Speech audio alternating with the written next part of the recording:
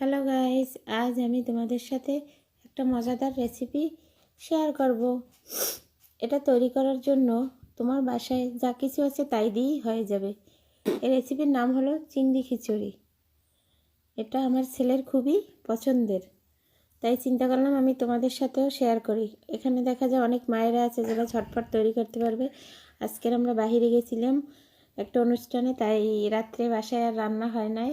এখন চিন্তা করি ছেলের, ও তো আবার বাইরে নিরামিষ খাবার তেমন একটা খেতে পারে না, তাই বাসায় আসলাম, চিন্তা করলাম কিছু একটা তৈরি করি। তো বাসায় যা ছিল তাই দিয়ে রেসিপিটা তৈরি করছি। দেখো, তার জন্য আমার দরকার হয়েছে পোলার চাল, ডাল আর সামান্য চিংড়ি মাছ। পেঁয়াজ রসুন রাত্রে বাচ্চা তো, তাই পেঁয়াজ রসুনে আমি দেইনি। আর বাসায় থাকা সামান্য গরম মশলা দিয়েছি, মশলাও কম দিতে হবে যেহেতু বাচ্চা। এভাবে তৈরি হয়ে গেল একটা মজাদার খাবার।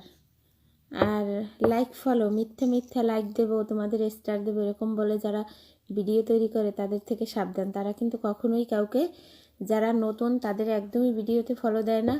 তো নতুনরা নতুনদের সাহায্য করবা। আর বড়রা ভালো লাগলে তাদের ইচ্ছা, এমনিতেই তাদের তো অনেক বড় পেজ, অলরেডি তারা স্টার। তো এটা বিবেচনা করতে হবে, তারা কিন্তু কখনোই নতুনদের, আমি আবারও বলছি, তারা তেমন একটা হেল্প করে না। আমি অনেকগুলো পেজে স্টারের জন্য করছি, কিন্তু কেউই কোনো স্টার দেয় না। পরে এক ভাই দিয়েছে, ভাইকে অনেক ধন্যবাদ, থ্যাংক ইউ।